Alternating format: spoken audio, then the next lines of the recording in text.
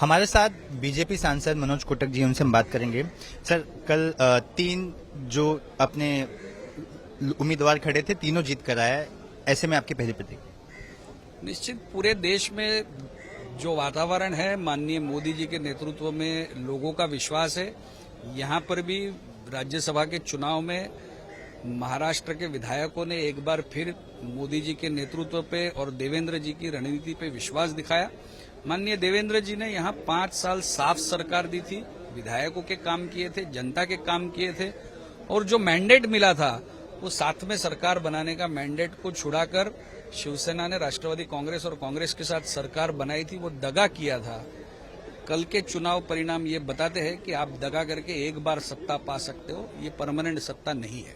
कल के चुनाव में जो निर्दलीय विधायक थे, उनका मतदान काफी अहम भूमिका निभाई, वो किंग मेकर निकले। ऐसे में क्या आप ये मानते हैं कि अब आपकी ताकत और बढ़ चुकी है निर्दलीय विधायकों की वजह से?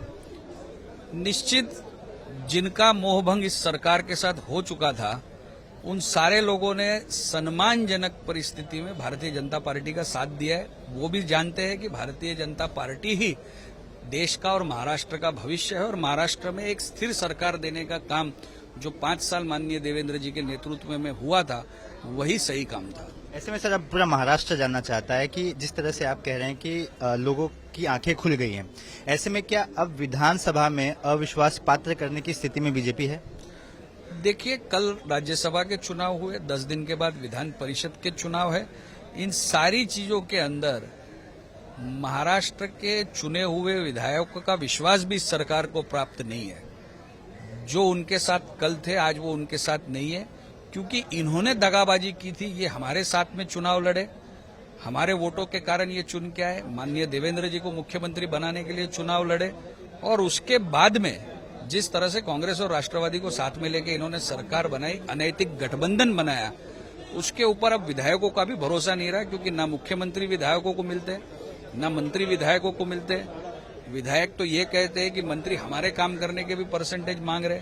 तो इसका मतलब क्या होता है कि आपकी सरकार सबसे भ्रष्ट है, आपकी सरकार सबसे बड़ी निकम्मी सरकार है।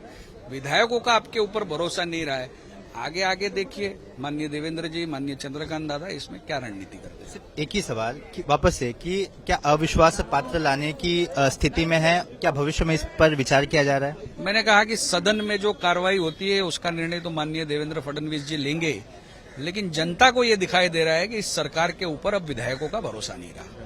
तो हमारे साथ मनोज कोटक जी थे, जो बता रहे थे कि अब जिस तरह से कल तीनों उम्मीदवार जीत कर आए, ऐसे में ये साफ दिखता है कि महाराष्ट्र में जितने विधायक हैं, जो निर्दलीय विधायक हैं, उन्हें अब सत्ता पक्ष यानी कि महाविकास आघाड़ी पर उतना विश्वास नहीं है जितना पहले दिखाई देता था।